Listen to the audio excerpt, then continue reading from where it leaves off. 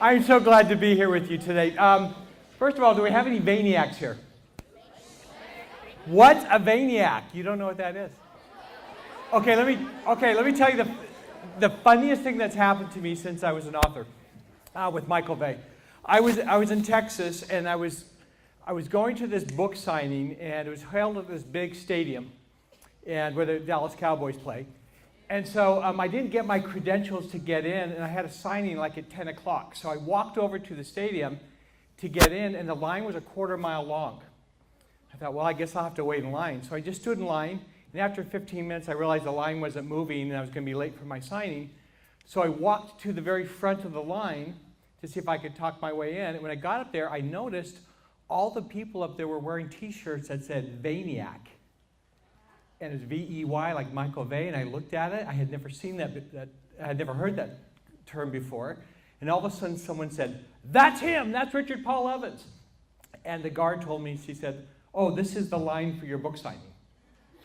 So I can now say I waited in my own line. And that's also where the term Vayniac came from. So all across the world, people call themselves Vayniacs.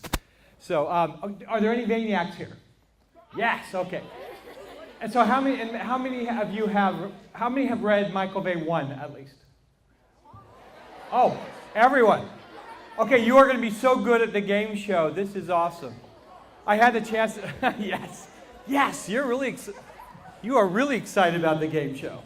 Are you? What's your name? It's what? I have a sticker for you, Eric. Okay, so I'm going to give stickers out, and Heather's going to help me. By the way, people have asked where I came up with the names. Heather, where are you?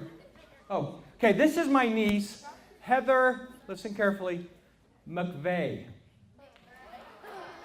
They call her husband Vey, V-E-Y, and I always liked the way that sounded.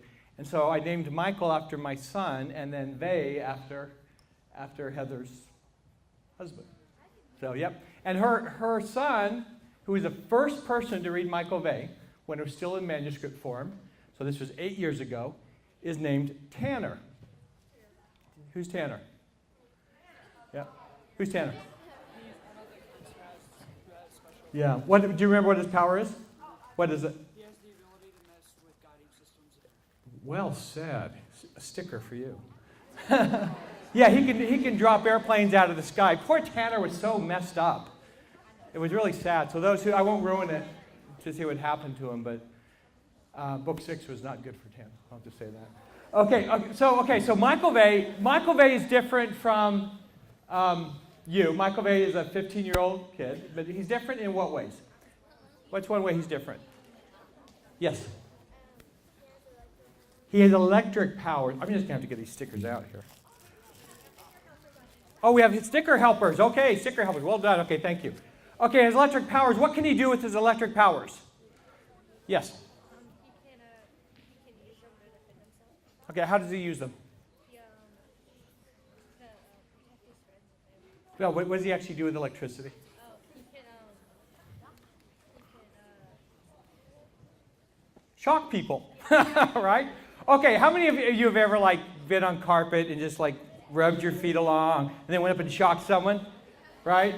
The reason we don't keep doing that because we found out it hurts us more than it hurts them, right? So it's kind of a dumb idea. Imagine if you could just shock people. Wouldn't that be kind of fun? I mean, not for them, but it'd be for you. What else can Michael make? Yes. Oh, that's funny. People remember that. Yes, he started a car battery that was dead. But what can he make? Yes. I'll give you a hint. He throws them. Lightning balls, yes. Okay. Yes, go ahead. Okay, so Michael's electric. What else makes Michael a little bit... We'll come over here now. So you can be busy. What else can Michael do? That was a nice little dance. Yeah, that was good, yeah. Okay. What else makes Michael different than a lot of people? Yes, Eric. No, not what he can do. What makes him a little bit different?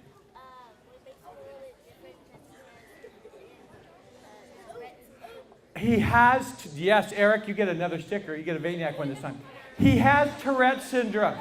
Okay, what is Tourette syndrome? So, yes.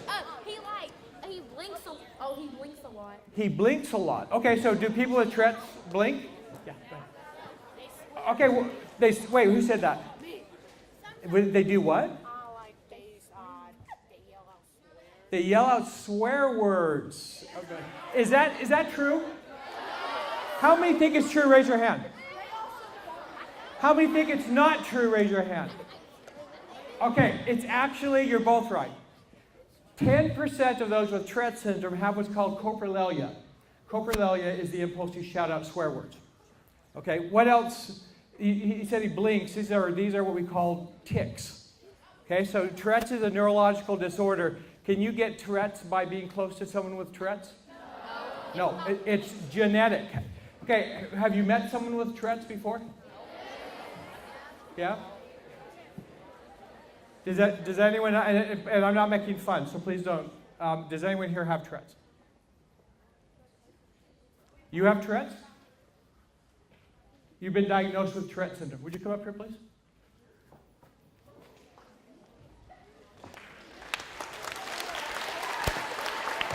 How are you? What is your name? Okay, and how does your Tourette's manifest? I pretty much twitch a lot, like on my feet and stuff. I can't stand still at all. On your feet. Do you have any vocal tics? You ever make noises? Okay. All right. Give him a sticker. Thank you. Thank you. Thanks for coming up. Okay, so you've met someone with Tourette's. You've met someone else with Tourette's, and that is me. I have Tourette syndrome. I first started having tics when I was 8 years old. Do you want to see what my first tic was? I was living in Pasadena, California at the time. I was at a church, and all of a sudden my shoulders did this. Okay, I started shrugging, and I kept shrugging, and after doing it, it's like they're not stopping, and then my mother said, stop doing that.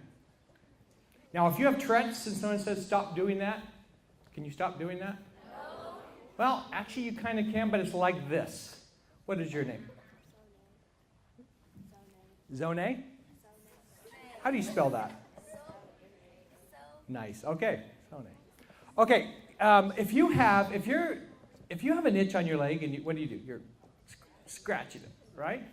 And if I say stop scratching, can you stop scratching? Of course you can. You just lift your hand up. Does the itch go away though?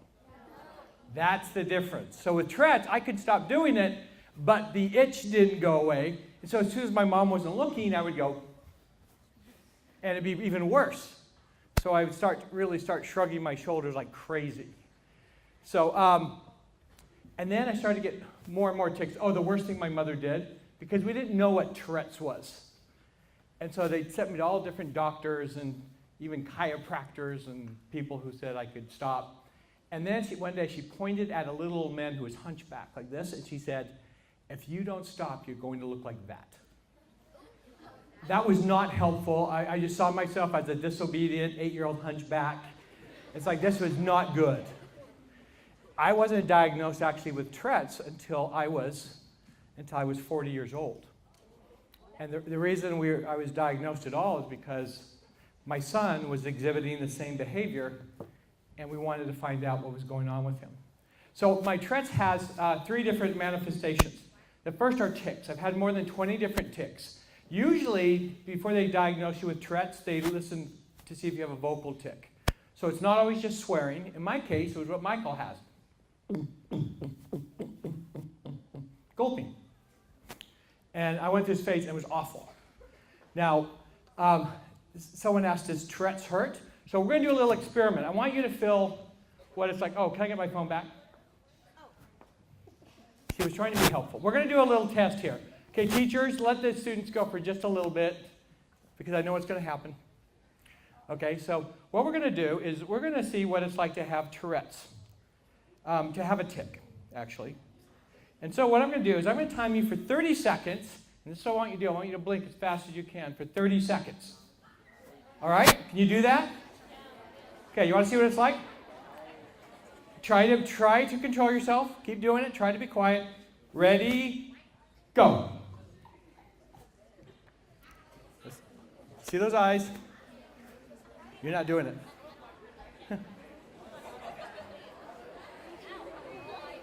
Come on, keep going. 10 seconds. Halfway there. 20 seconds. Keep it going. Stop. How does that feel? You like that? Yeah. Okay, now this is your homework. I want you to do that for the rest of the day, for the next 18 hours, okay? No? All right. Okay. I know, we always get that response anywhere. But what happens, there were times at night I would hold my eyes like this, or hold my face, because I couldn't stop it from moving. And it hurt so bad. So that was the tics. I didn't like the tics. The second manifestation is when I was diagnosed, the doctor asked me if I liked to touch sharp things. And so I pulled 7 sharp things out of my pockets. This is what I normally do. In fact, watch. If I take a dollar bill, money's good because it has linen in it, which makes it sharp.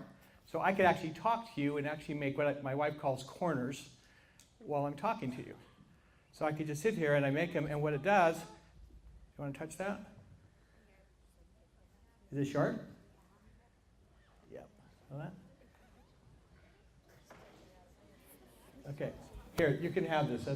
This is good luck. Okay. Don't unfold it. Okay, what I would do is I make sharp things, and to touch sharp things makes me feel okay. And I know that sounds weird. So when I write, people say, do you write with a computer? Do you write? I said, yeah, I write with a computer, but I actually write with sharp pencils. And they're really sharp. In fact, I'll write with them. My assistant will actually sharpen pencils. I have a whole row of them. And I'll go through and edit with them. And then when it's not sharp, I just toss it aside and put it in a box, and then we go back and sharpen them again. And my daughter once, she was helping me, and she goes, Dad, this is still sharp. It's like, she goes, Dad, this could draw blood. It's like, nope, not sharp enough. It has to be really, really sharp. I know that's really strange, huh? But just even looking at sharp things makes me feel good. And my wife can tell if I'm having a stressful day by how many sharp things are in my pockets by the end of the day. See, I have another one. That one's a really sharp one. Feel that one.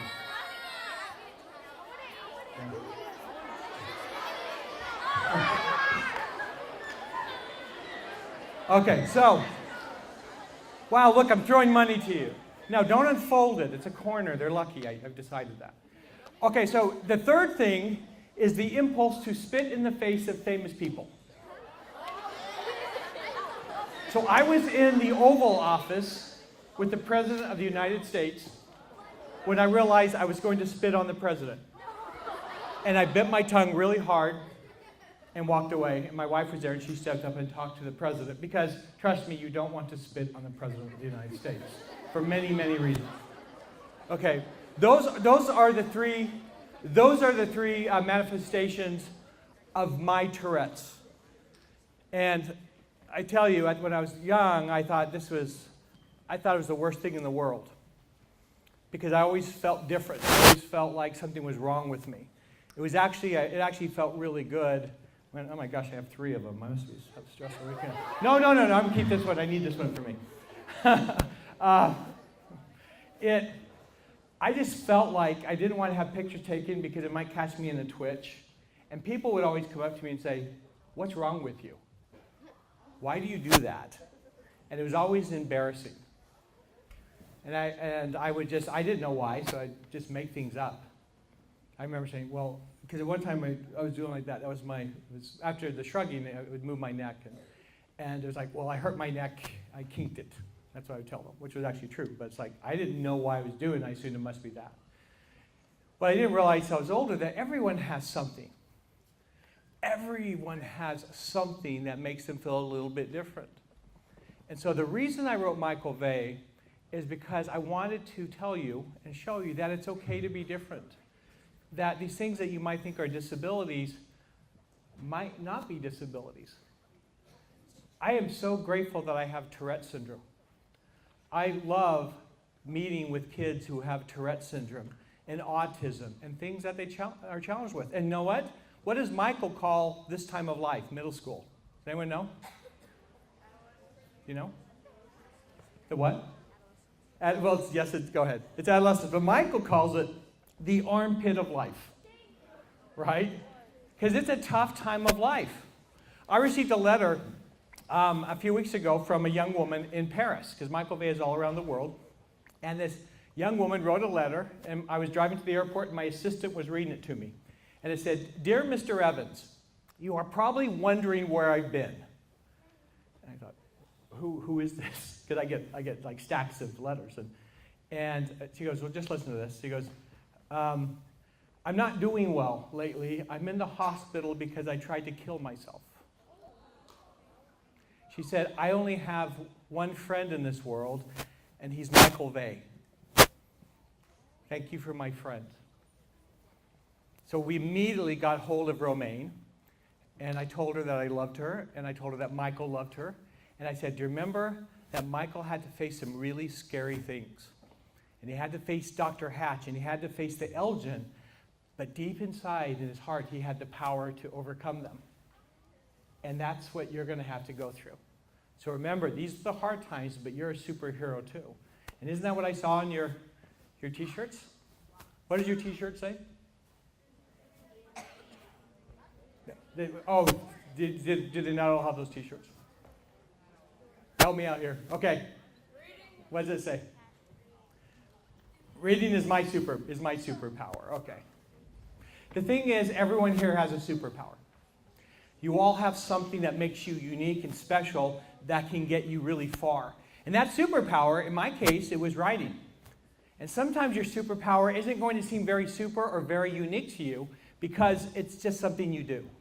So you don't think it's a big deal. But it might be really, really special. And just imagine if your superpower was ability, like Abigail and Michael Vey, to take away people's pain. Does anyone have that superpower that they can make their friends feel better? Do you think Romaine could have used someone who could help her like that? Yeah, you could have saved her life. Isn't that what superheroes do? Which means that you could be a superhero at this time of your life. That's pretty cool when you think about it.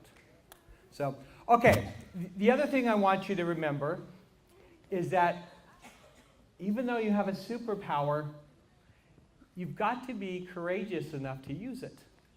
Now, by the way, the best superpower I ever heard was this kid in Ohio, and no lie, he was 10 years old, and his voice was lower than mine. He talked like this. Okay, and I was asking people what their superpower was, and this boy stood up, and he was like a square. He was like this tall, and he was all muscle.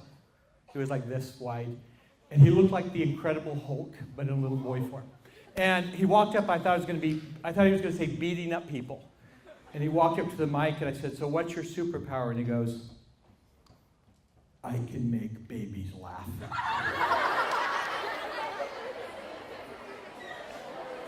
And I thought that was the best superpower I have ever heard. Okay? But isn't that great? So this year, this is your homework assignment for the year. I want you to find out what your superpower is. And how you can use it to make your life wonderful. Because when I was little, things didn't go very well. People ask, why did I put rats in Michael Vey 2? Why did I feed people to rats? Well, because rats really scared me. So when I was little, when I was 8 years old, my father lost his job, and we lived in Los Angeles, and he was out of work for a year. And I come from a large family with 10 people. And so I'm the second to the youngest. And so we lost everything, and so we were really poor. And then someone invited us to move into my grandmother's house in Utah. That's how I ended up in Utah. And she had died 3 years earlier, so the house had just sat there. It was an old house. And so when we got there, it wasn't empty, it was filled with rats. And so we moved in, and at night I would lay there and I would listen to the rats running around. And it was noisy. There were so many rats. And my brothers told me, because brothers do this, that if I got out of bed, the rats would eat me.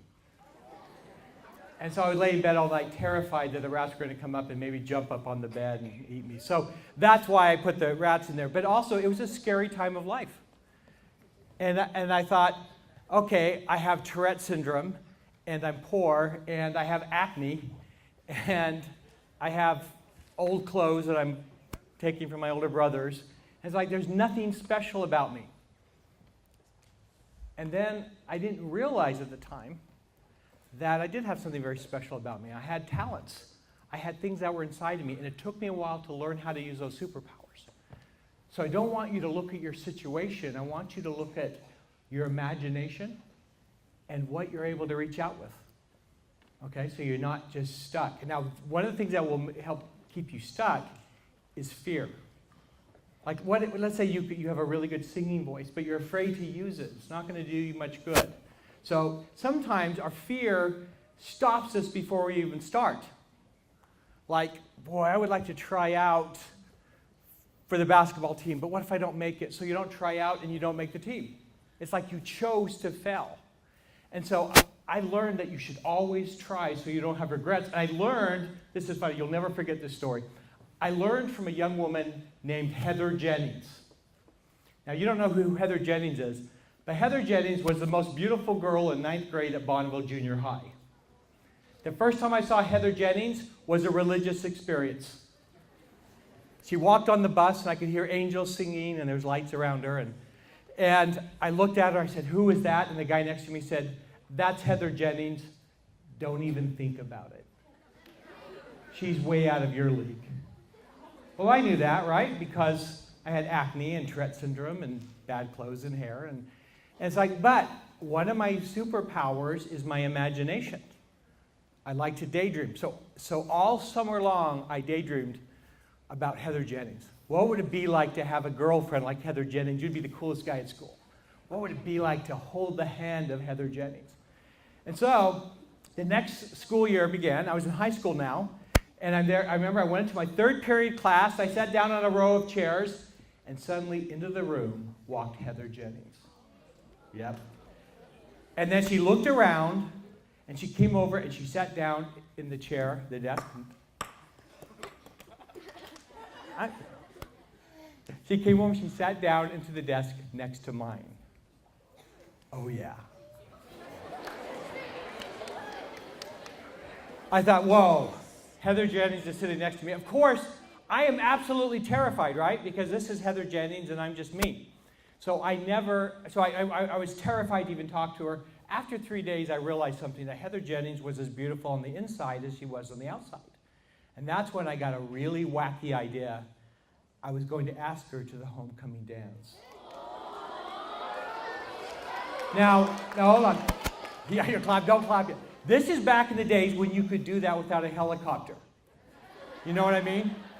But it was more difficult back then because you had to look them in the face, and it would be like this. What's your name? Okay. Heather?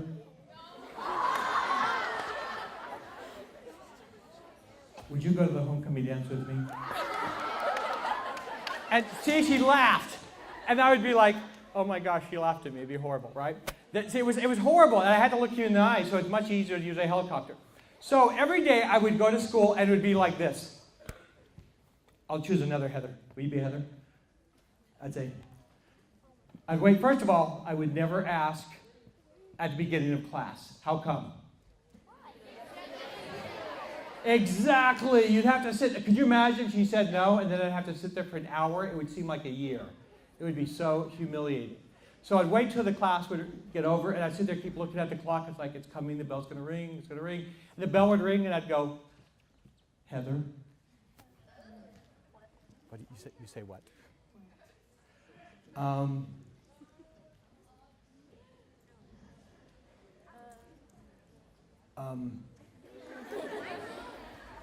Did you get the homework assignment? And you would say, you forgot it again? And I would say, yes. And that every day was that way. Every day I would get right there and I would chicken out.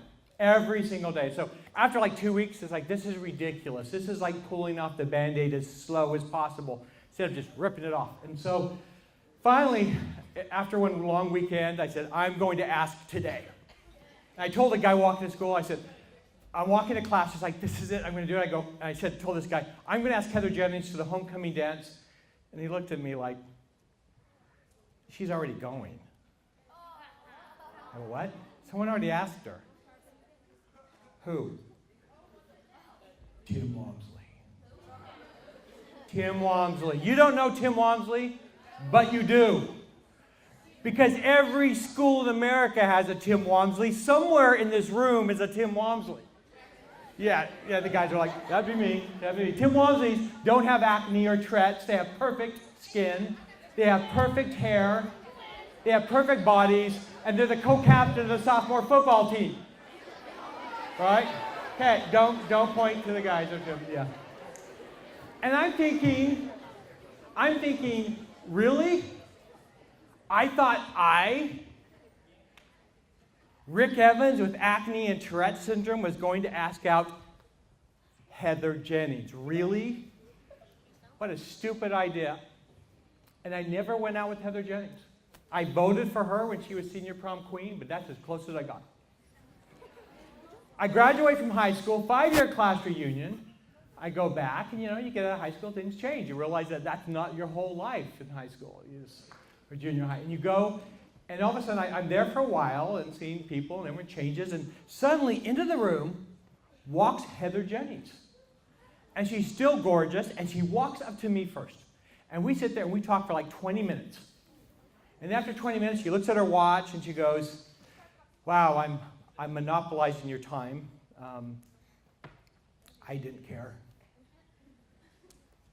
My wife did. But she goes, it's really good to see you, Rick. I said, it's good to see you, Heather. And she started to walk away, and she stopped. She looked back. She goes, may I ask you something? Sure. She goes, you probably don't remember, but we sat next to each other in our third period class our sophomore year. Yeah, I remembered. Right. And she goes, I had the biggest crush on you.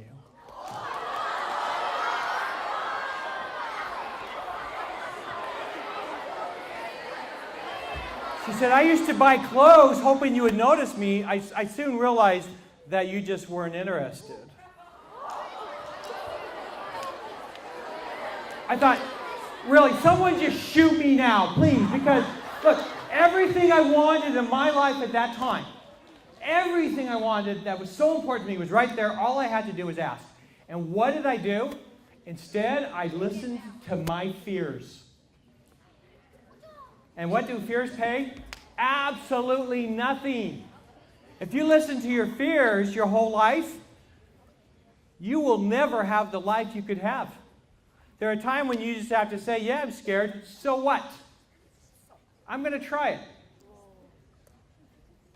I made a promise that I would never fail by default again. I would never choose failure again. So when I wrote my first book, The Christmas Box, I sent it to all the publishers, and no one wanted it. No one was interested. They sent me letters rejecting it. You know what? I'm really happy. I have this stack of letters. Everyone who sent a letter lost $40 million at least. That makes me feel a little bit better about the rejections. No one wanted my book, and these were the so-called experts, right? So I decided to publish it on my own. And I brought that book out, and I traveled all around the country. I'll never forget one time. The thing is, back then, we didn't have Amazon.com. In fact, I know you can't comprehend this, but we didn't have the internet. What? What? Yes. And as the dinosaurs roamed the streets. Yeah, okay, so what we had was a whole bunch of little independent bookstores all across America. So to get to all these bookstores, it meant instead of like sending it to one bookstore, I had to send it to thousands of bookstores. So I would go to these shows. Oh, by the way, would you give stickers to my two Heathers? Thank you. Okay, so I would go to shows and talk to these booksellers. And I would give out my book to everyone I could, hoping they would take my book into their store. And so I was in Denver, Colorado, at the Rocky Mountains and Plains Booksellers, And I had been at my booth. It was like a table this size. And no one with a red badge, that meant they had a bookstore, came by. And by noon, I'm thinking, I need to meet these people, and I paid all this money for this booth, and no one's coming. So I went to one of the show organizers, and I said, where are all the bookstores? Or all the booksellers? And she said, well, they're in Hall B with the authors. I go, what? Yes, they're in Hall B. So I walk over to Hall B, and sure enough, there's a big room like this, and there's a dais like this, sit up here, and there's a table, and there'd be like 4 famous authors. It'd be like John Grisham and Stephen King, and there are hundreds of booksellers in a line, and they would come in and they would get a free book and get to meet this famous author and get it signed. And so that's why they're all in this room instead of out in our place. And these were the people I needed to meet. And I thought, this is unfair. These are the people I need to meet. I want to be up there. And I looked up there and I noticed at the table there was an empty seat. And something said, you want to be a best-selling author? Guess what? There's an empty seat. Take the seat. I thought, I'm not going to take the seat. That's like terrifying. There's like guards up there. It's like, so I start to walk away feeling sorry for myself when all of a sudden that little voice says to me, how much do you care about your dreams? And if you're not willing to fight for your dreams, who will? And so before I could talk myself out of it, because I was terrified, I went back to my booth, I grabbed a box of books, I walked around the big line, I came up and I sat down between 2 famous authors. And guess what? Someone noticed. There's a woman over there, she looks over, it's like, oh no, and she's like walks over to me, I'm thinking, oh no, no, no, no. She gets to me and I look up, I said, hey, sorry I'm late.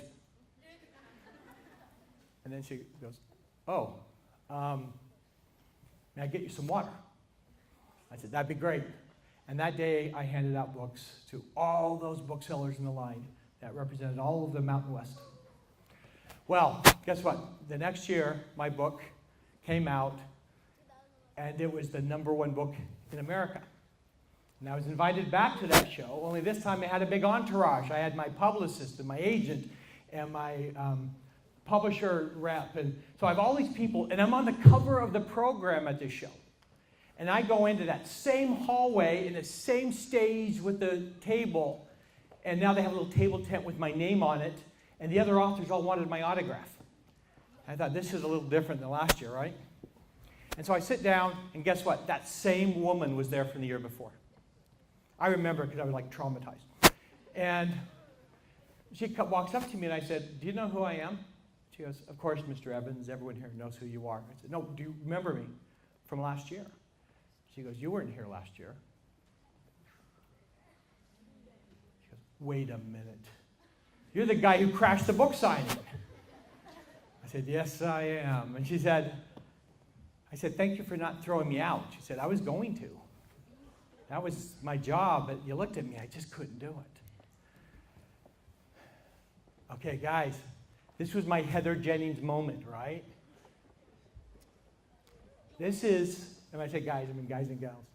This is your moment when all of a sudden you're going to realize that life is just one big Heather Jennings. That sounds really funny to say that, doesn't it?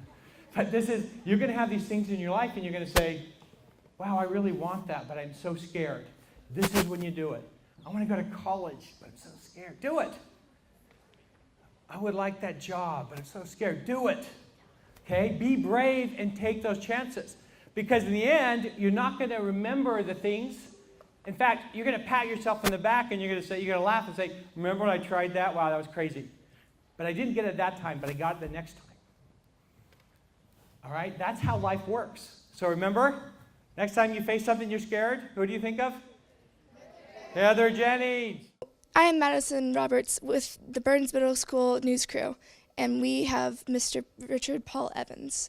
It's a great honor to meet you today, Mr. Paul Evans. Thank you. I have a couple of questions for you. Okay. And did any scene in your book, Michael Vey, your first book, relate to any real-life experience? There are scenes in every one of the books that relate. for instance, like Jack Vrains was based on someone named Vrains who beat up my best friend in middle school in class. And so I'm drawing from a lot of the experiences I had. And in some ways, it was a chance to go back and kind of live the life I never got to live. Being that little guy, it would have been great to have like Michael's powers back then. That's very awesome. What gave you the idea for Michael Vey? I wanted to write something that would. I wanted to write a superhero book, and the first adult book I wrote that reminded me of that was a book called The Gift, and in there I had the boy who had the power of healing, and I had so much fun writing that, and I thought I need to write a superhero book. And I loved superhero books growing up, and people thought that was so different and strange from what I was writing, but in many ways it was more my personality. So in terms of the actual Michael Vey story, it just kind of evolved. I started with a very different story, and it just kept evolving until I came up with something I really liked. What inspired you to become an author or writer? Well, I was a really poor reader growing up, and didn't like to read, didn't like books. I guess I liked books when, like my mom read them to me, but and it wasn't until I was in junior high school that I found a book called The Hobbit. And The Hobbit changed everything for me. Then I started reading and became an avid reader, and I started to write what we would call fan fiction today. They didn't have that back then, but I started to write about hobbits and elves and really enjoyed it. Never thought I could do it for a living, but I liked writing. And so as I got older, I just kept writing, and I began writing radio and TV commercials, and I worked for an ad agency. So I was a copywriter. That's really amazing. What gave you the idea to give Michael Tourette's? Well, I have Tourette syndrome, and my son Michael has Tourette syndrome.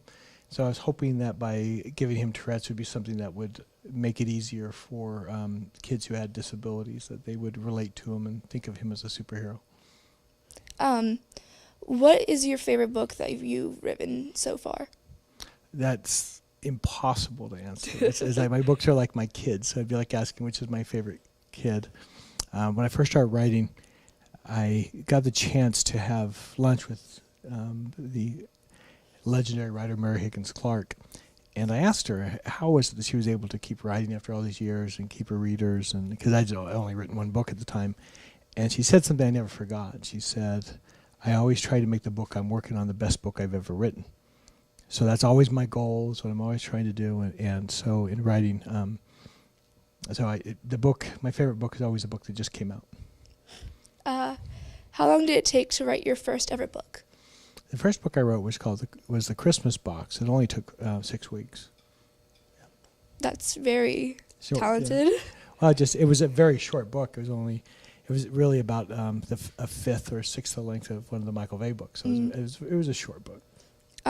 Did any of the characters in Michael Vey, your first book, relate to anyone in real life?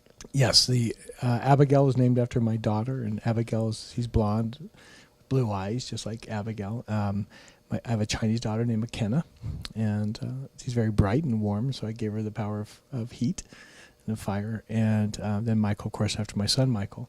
Tanner is after my nephew, and